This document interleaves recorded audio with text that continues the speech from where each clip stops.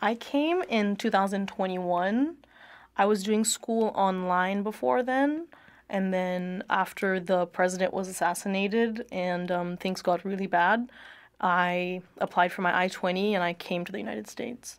That's the voice of Alexia Vorbe, a TV and digital media student at Berry. She fled Haiti after President Jovenel Moise was assassinated in July 2021, and she was one of the lucky ones who fled during that time, a time of a shift that prepared the country for the violence and the lawlessness that has taken over the country this year since February 29th.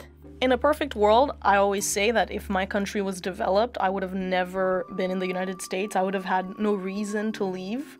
I didn't want to, and I think a lot of Haitians share the sentiment. You don't really leave the shores of home unless the waves are pushing you out. Today, the Caribbean capital of Port-au-Prince has been held hostage by powerful men with guns for almost 2 months now. I think it was always a given that I wasn't going to be able to have a life in Haiti. You survive every day until the point reaches where your parents are like, okay, like now it's time to leave, because if you want a fair shot at life, that's just not the place where it can happen. So, I mean, it's kind of, school and education is kind of our way out of Haiti. So when we graduate high school, it's like, okay, now we can move out. And over the years, the escalating violence and corruption in Haiti were too much for Vorbe when she was trying to start building a life. Every day, she checks in with her mother and her side of the family in Haiti. So, how are they doing? I think that's like such a complex question to answer, and I'm gonna answer it, but it's so difficult because, to me, any day that my mother gets home alive, I consider her safe. But that doesn't mean that she's safe at all. Quite the opposite, you know? We always say that, like, everyone's just waiting for it to happen to them. Everyone who lives in Haiti is just waiting for the day that, like, it's them that gets kidnapped, or them that loses someone close, or that they get caught in a crossfire.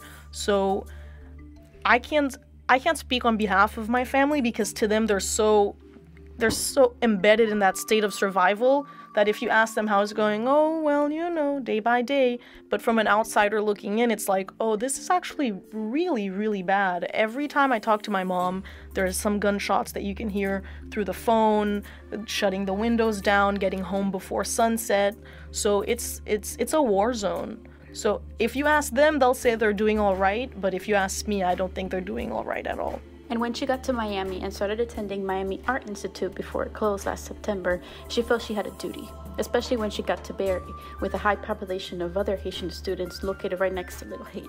On my end, I think it's difficult for any Haitian to be, active politically and implement change when you're not there. Even when you are there, because of, the complexity of Haiti's political system, it's difficult to implement real change.